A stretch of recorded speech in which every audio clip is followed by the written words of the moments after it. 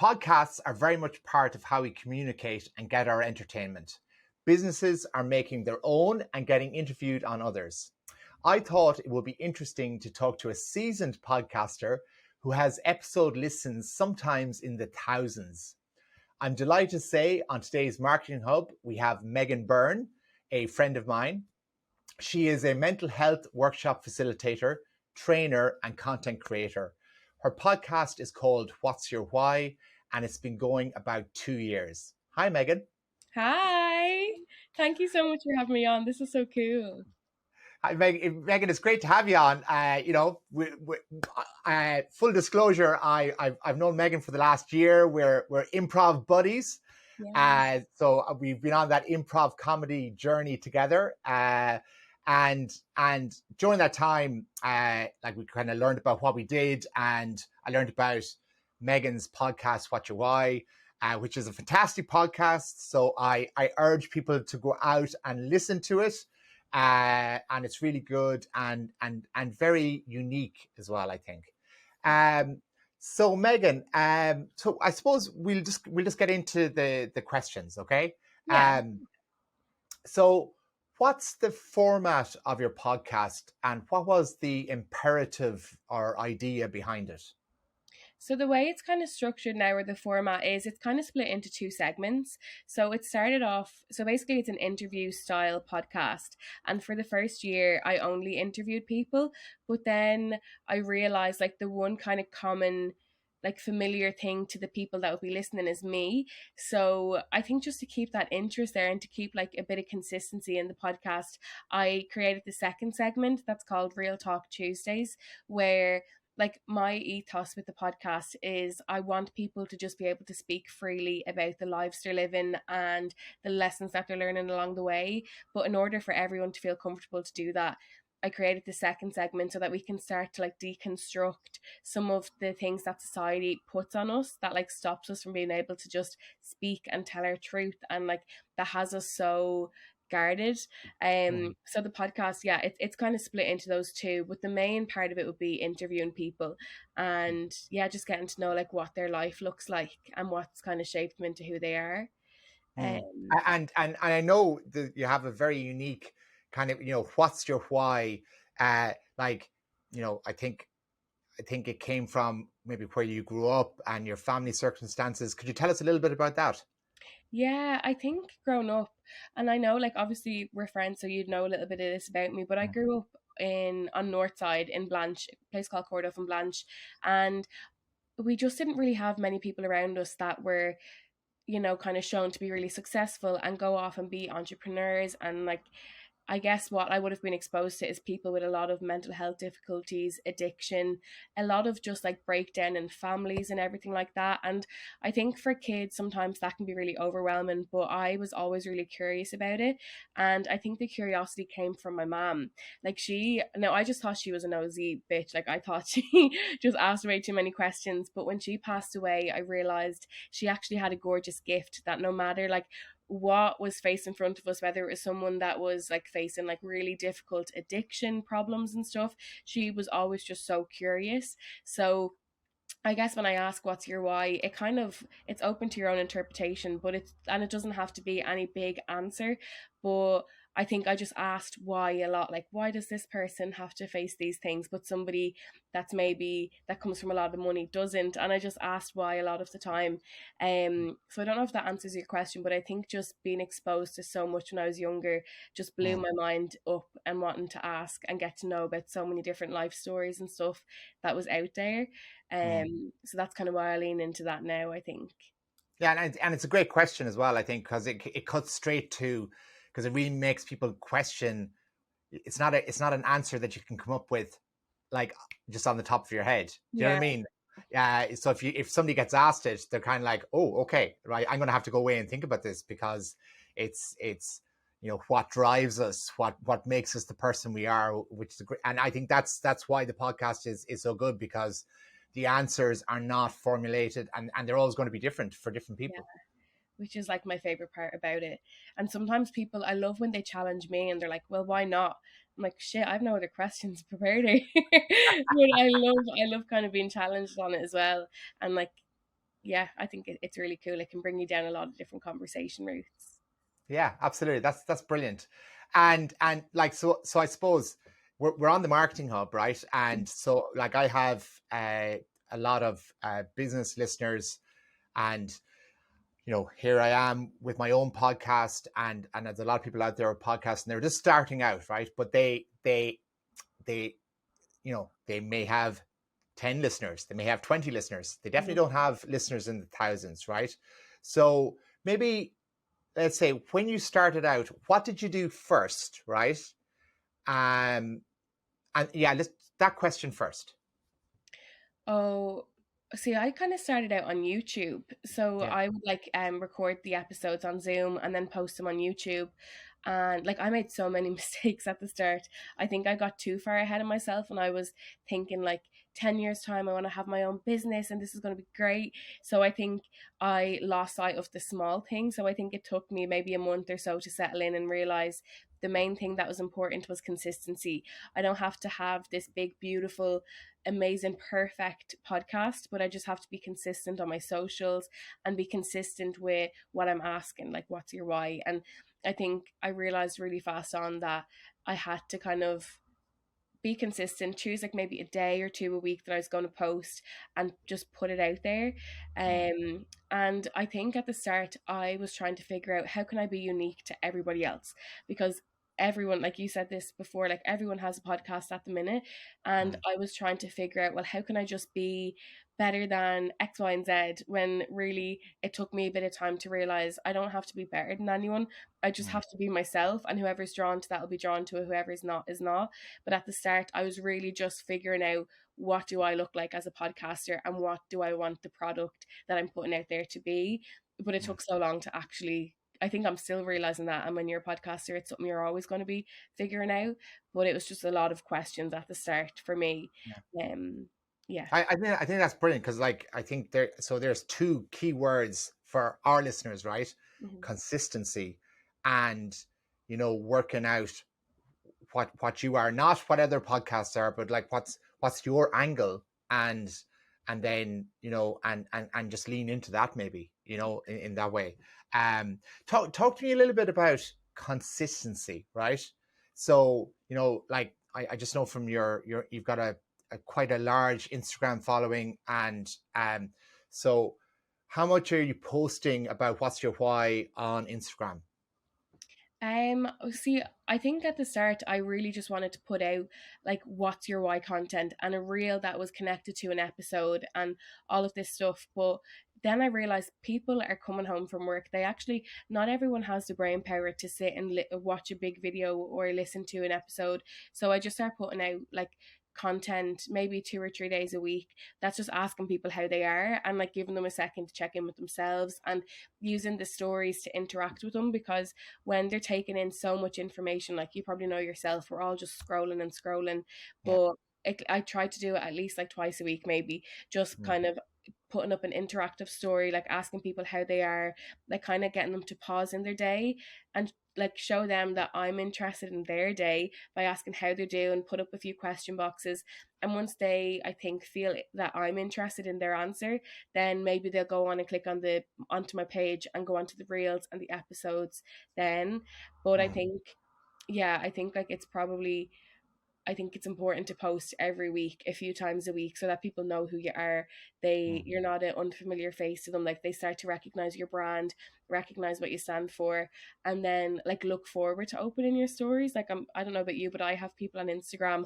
When I see their story thing pop up, I look forward to watching it.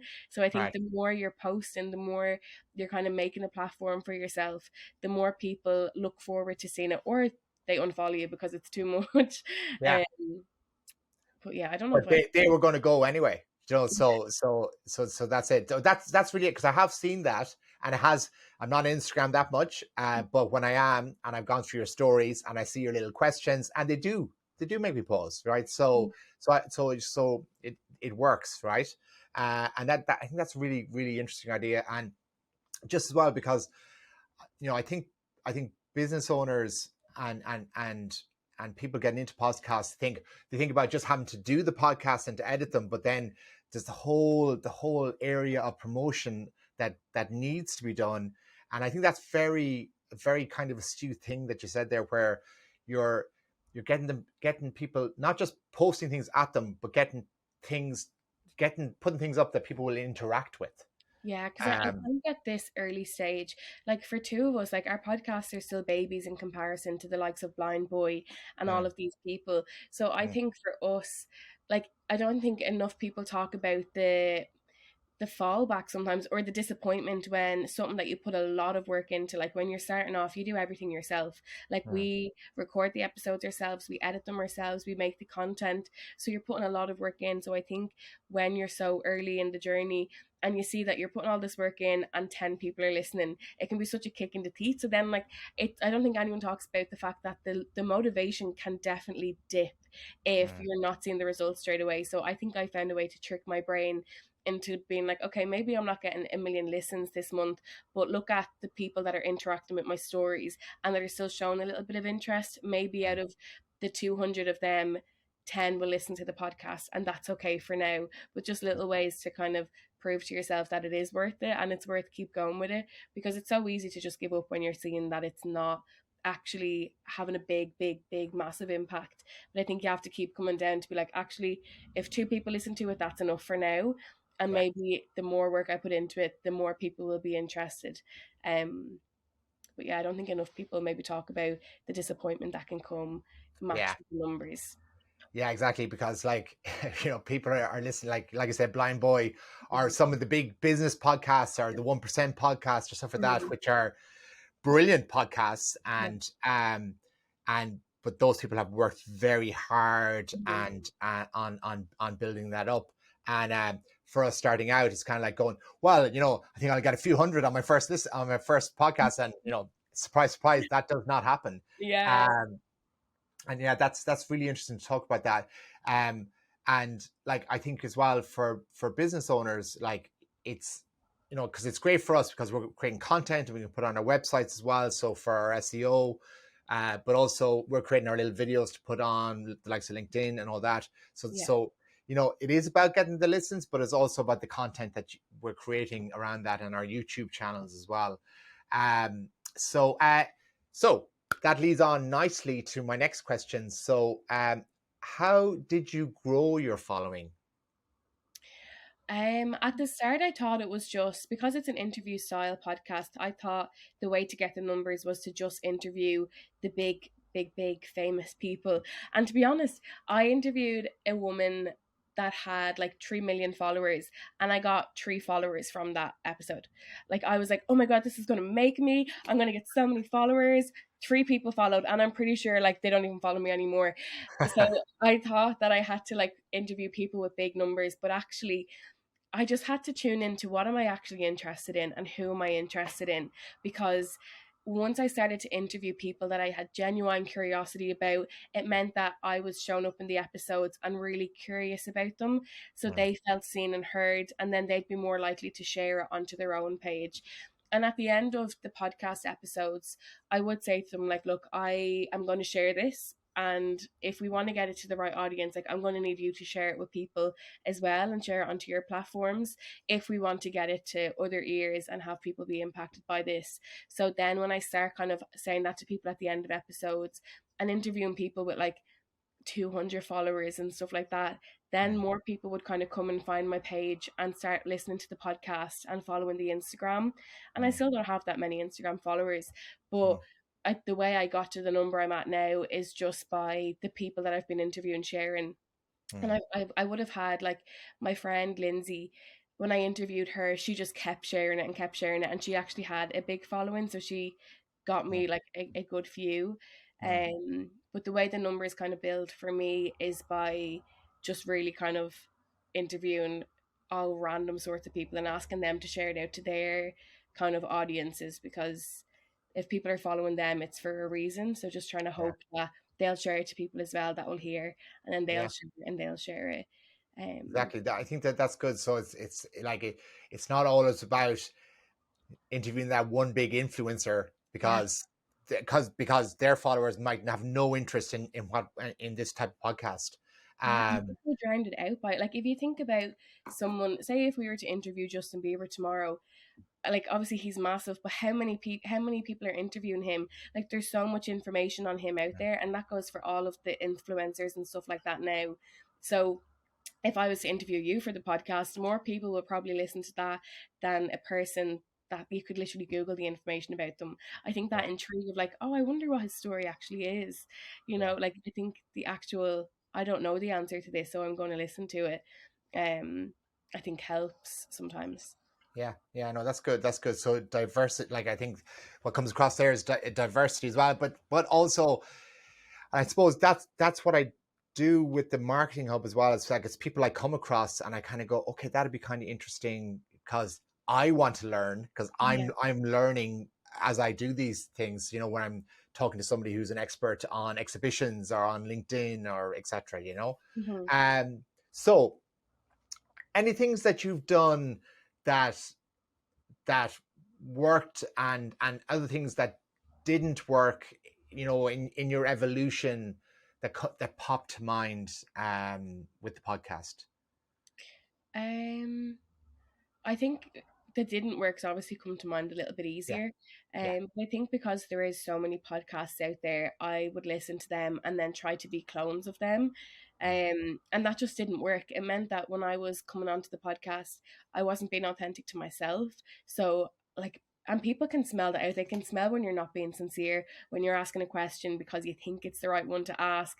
Like people, they're way more tuned in than you think they are. So I mm, think, yeah, like trying to be like others just did not suit me, and trying to fit into the mold of what you think a podcaster should be like didn't yeah, suit me, and it didn't suit the podcast.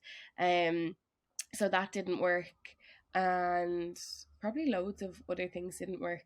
I'd like post really random stuff. I think even with the socials, I at the start I would have blurred the lines a little bit and post like personal stuff on there, and like I think you have to find the balance mm, um as well, just kind of professional and personal, and figuring out what kind of content it is that you want to share. um but I found for me what has worked, I think I've already spoke about it. I guess it yeah. is that like It's really the short. authenticity and being consistent Mhm. and maybe like, you know, going after what you're interested in Yeah. and not really trying to follow an influencer led sort Yeah. of, you know, And uh having no ego as well. Like I would get some of my friends that are really honest, and I would have been like, listen to the podcast and give me feedback. And my friend Martin, he's like, it's just boring. Like some of them, like someone might have a really amazing story, but like I just kind of reach out to them and say like give me good feedback, because he would tell me that like even though they have a really good story, like mm, I my voice would be really quiet in it and I wouldn't get involved that much. So after a certain amount of time people start to switch off.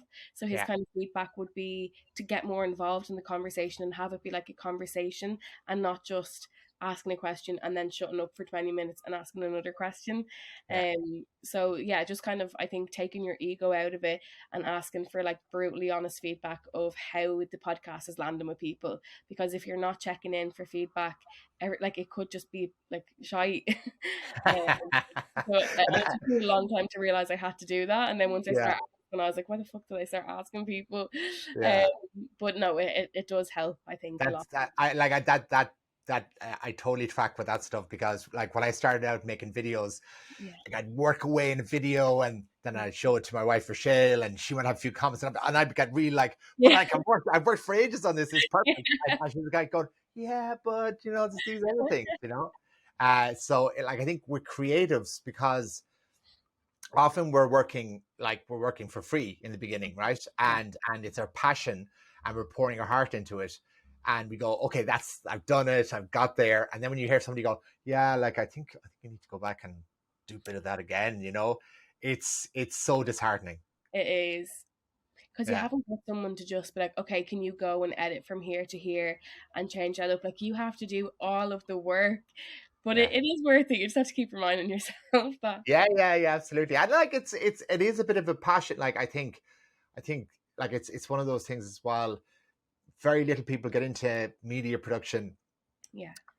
because they're going to go, I'm going to be the next, influencer or whatever. They get into it in the beginning because they're interested in it, and you have to do the 10,000 hours as such. I think we talked about this. I had it here, but like about how you promote it, but like I think it was through your stories and your reels and weekly as well, and more than a couple of posts a week. And apart from putting up the podcast or the snippets of it, trying to interact with the audience that are following your socials. Yeah. And I think that was a great little that I'm even thinking about now, even on the way I interact with people who follow me on LinkedIn as well.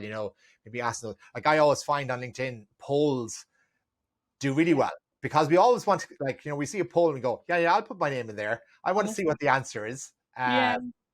So There's so much, like, there's so many little things like that help. I think people think maybe it's more the Facebook generation, but with Facebook and Instagram, the way you can boost your posts and put money into it. I've done that a few times, and actually, like, nothing's come from it.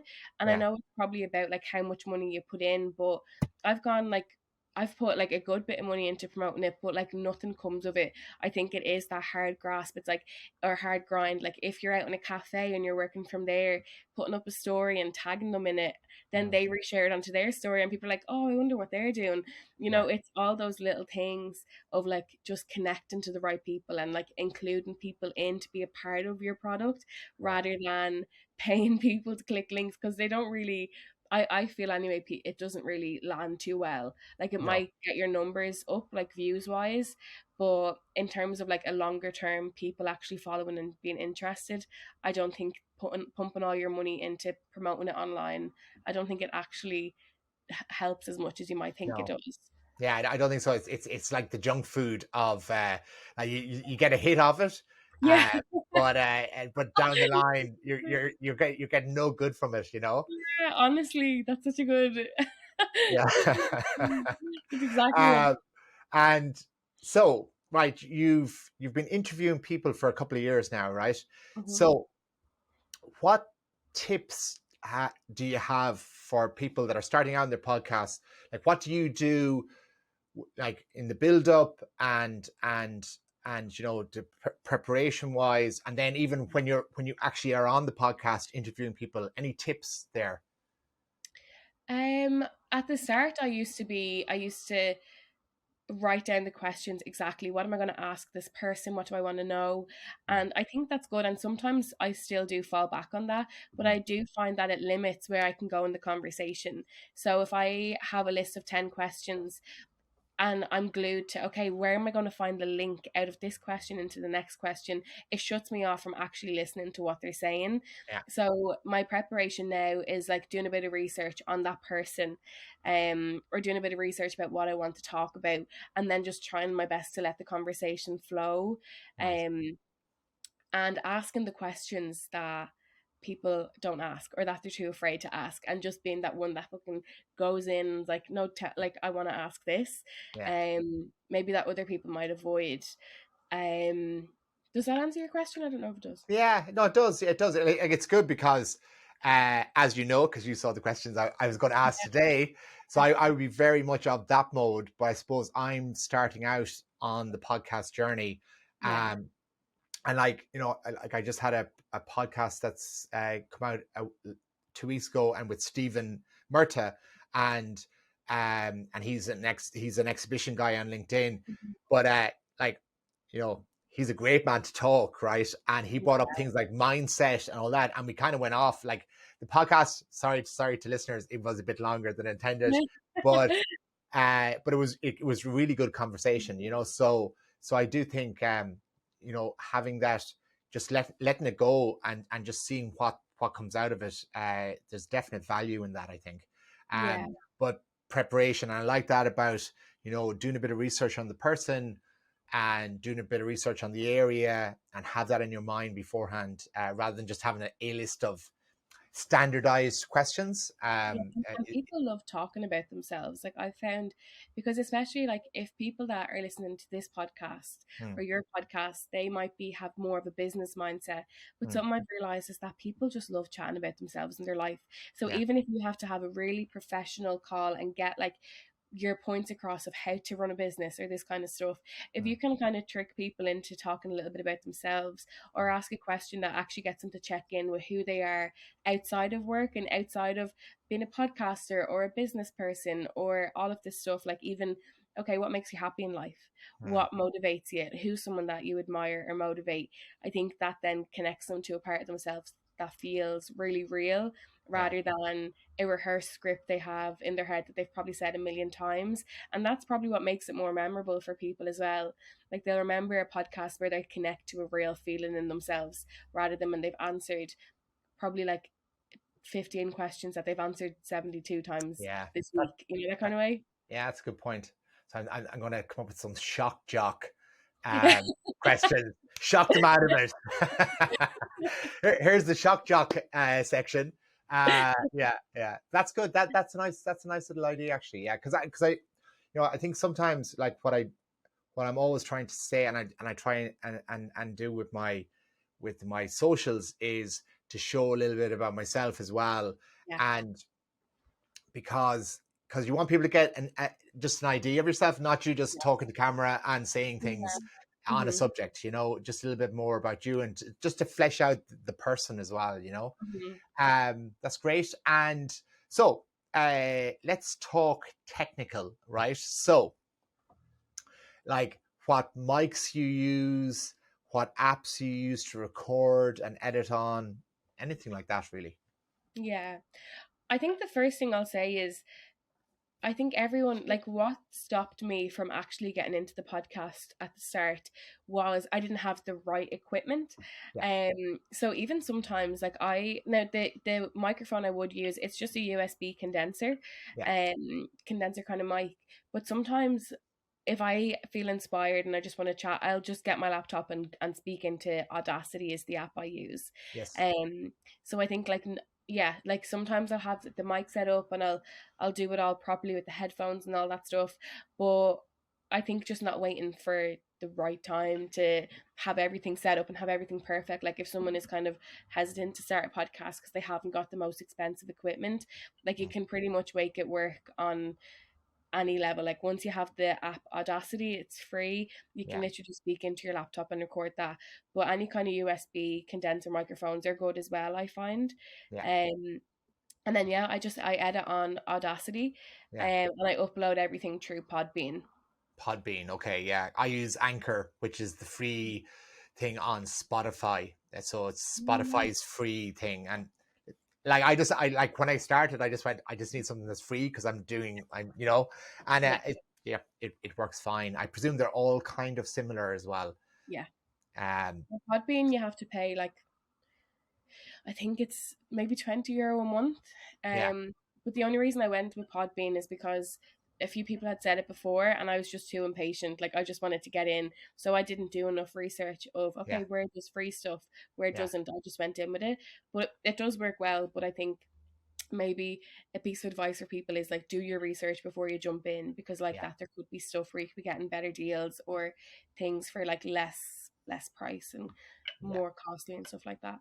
Yeah, and because like I didn't do the compare. I knew about Podbean and stuff, but then I went, I have to pay for that, and then I went, and I think with Anchor, which is an offshoot of Spotify, I Mm-hmm. think they're keeping that free model because they just want to drive more and more content creators onto Spotify. Yes. So I think that's why the free model works there. Um, so yeah, that's very good. And Audacity, I used it now because I'm an Adobe. I use it Audition, Mm-hmm. and I edit on Premiere as well. But Audacity is free and it's a fantastic Yeah. audio editing tool. So that's a little tip from both of us there. Yeah. Um, and so we're getting towards the end, right?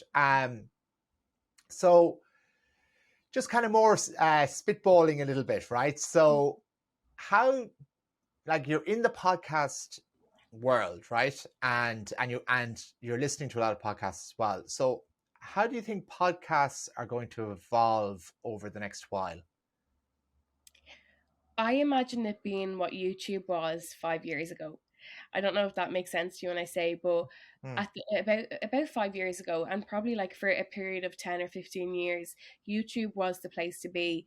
Everyone made a YouTube channel, whether it was for makeup, posting videos of their dogs, vlogs, anything like that. Like everybody was creating videos on YouTube because they start to realize people could become millionaires from the YouTube life. So everyone gave it a go, and then it faded out. Like the people that actually hadn't got a massive interest stopped posting, and then the ones that you either got passionate about it or you got bored of it. And I think that's going to be the same with podcasts. I think now we're at the stage where everyone's like, oh my god, podcaster class, I'm going to give it a go. Why not? Like, it's so easy, and look at all these opportunities people are getting from them.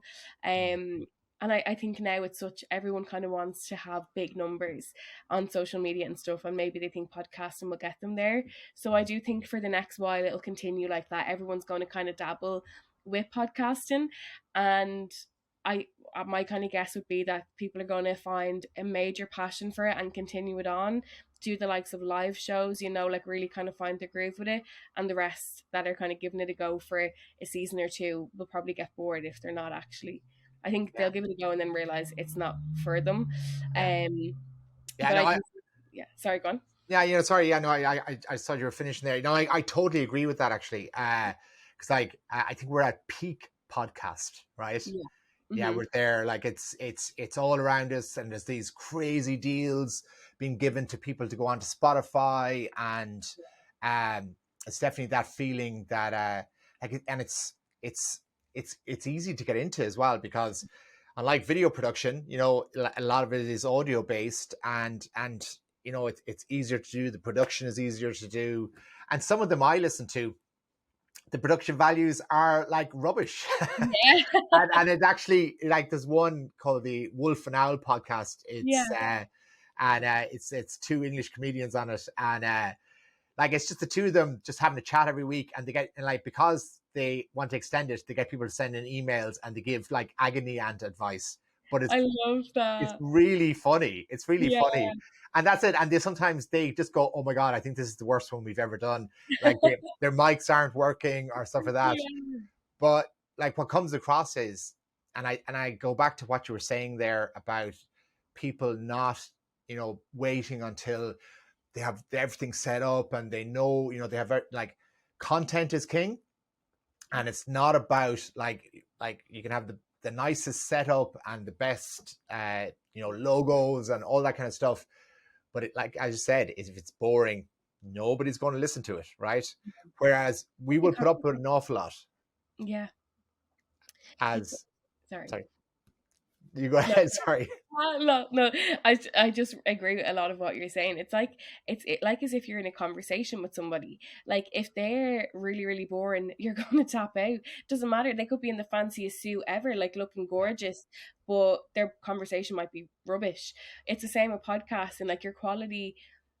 I don't know, like I think it doesn't matter if you look the part. You have to kind of connect into what's your ethos here. Like how do you want to be in the podcast? And I think Yeah, that is way more valuable than the top range microphone.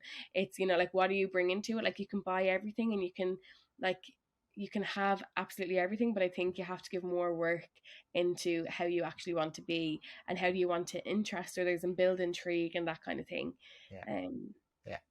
And so we're at the end nearly, and I just had one little question. I don't know, and maybe we could say, have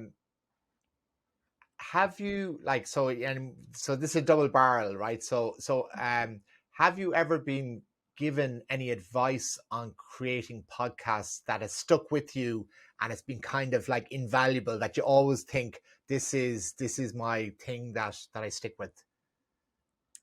Yes. Like one piece that always sticks in mind for me is be authentically you. And I think for a while, like my friend said that to me ages ago, and I was like, what does that actually mean? And she just kind of broke it down that like when you're a podcaster, different opportunities can come up for you, and you might be asked to interview this really cool person because X, Y, and Z. But I think coming back to yourself and being like, is this actually what I stand for? Am Yeah. I just doing this because there's an opportunity here? Like, does it feel good to do it? And if not, then don't. If it does feel good, continue on with it. But I think just be your authentic self, and it's a space that you're creating. So never let anybody else make you feel uncomfortable in your space. You want to be a podcaster and you want to be a conversationist. I think that's the right word. Like you're holding a space, but just make sure like it's a space that you're feeling good in and you're ultimately like in control of, and you're letting your truest form of yourself come forward. I feel like that's a real wishy-washy kind of answer, No, but but it's about, like, I think that's key, right? That's key. That's brilliant. So, thanks a million, Megan, for coming on. That was a great chat, and like I think, right, people are going to learn an awful lot just from that, like, just, and it might spark an awful lot of ideas as well, because the whole thing with crossing platforms yeah, and crossing ideas is that it's off, like, it's not about business podcasts have to all be the same, but like that we can learn from other types of entertainment podcasts as well, and entertainment is key as well. So before we go, can you tell us, can you give us, uh, where we can find What's Your Why, what's your socials, etc.? So it's just What's Your Why on like YouTube, Spotify, Apple Podcasts, and everything. And then on Instagram, it's underscore What's Your Why __. Brilliant. Okay, so and when I'm posting this, I'm going to link in and all those as well. Oh, thank you so much, Paul. Oh, Cheers, I Megan. love this conversation. This is so nice. Yeah. Thanks for coming on, and I'll see you soon. Yes, thank you so much.